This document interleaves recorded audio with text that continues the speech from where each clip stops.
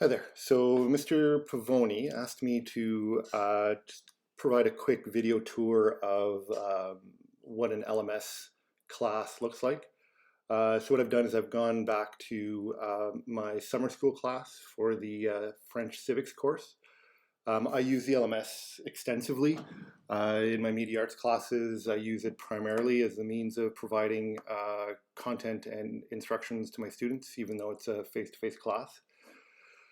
So simply, this is the homepage on the LMS.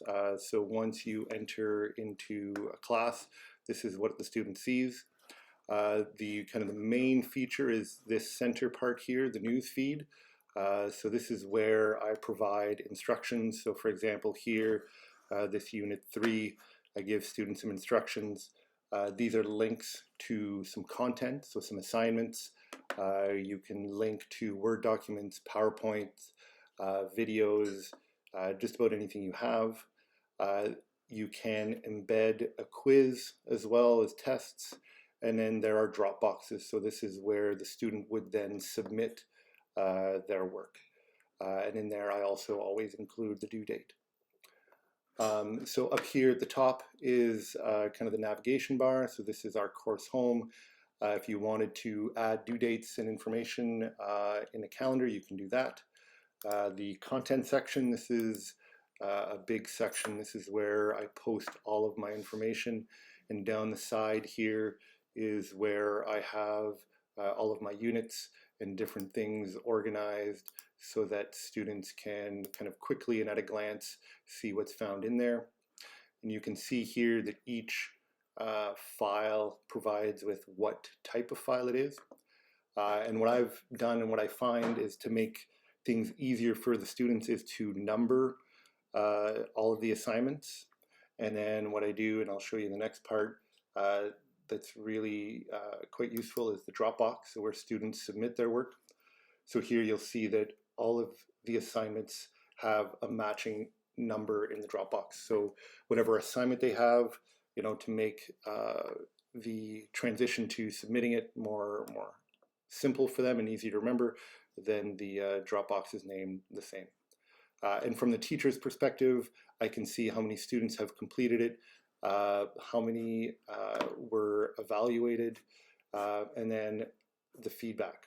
And so I'll show you quickly kind of what that feedback looks like. So here, this is the Dropbox for this assignment. So you can see the student, you can see how many files they've submitted. It timestamps, so it tells you exactly when they Dropboxed it.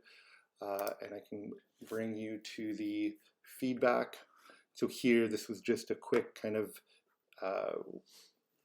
done assignment, so the feedback is quite simple, but you can provide much more detailed feedback. On written assignments, you can annotate, and so you can provide corrections directly on what they've submitted. You can even record audio, and so in a French class, I've done it before. Again, just to help students with their listening skills, I will record their feedback instead of writing it.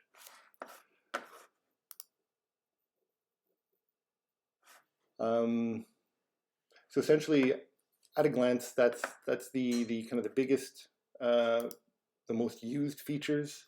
I've embedded a video. So again, it's really quite easy to provide students with a wide variety of different content.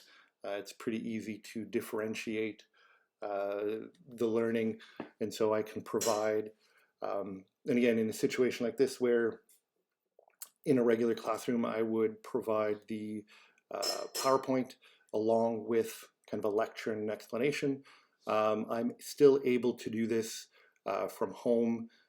I record the audio that goes with the PowerPoint, and then I upload that to the LMS. And then the students, I provide them the option of, again, because of not everybody having the same access to internet capacity, I give them different versions. So I'll give them the audio only, the PowerPoint only, or the PowerPoint and audio, and then give them the size of the file, and then the students can choose what works best for them. If you have any other questions, you're more than welcome to reach out to me. Mr. Pavoni has my contact info, and I'd be more than happy to help out in any other way. Thank you.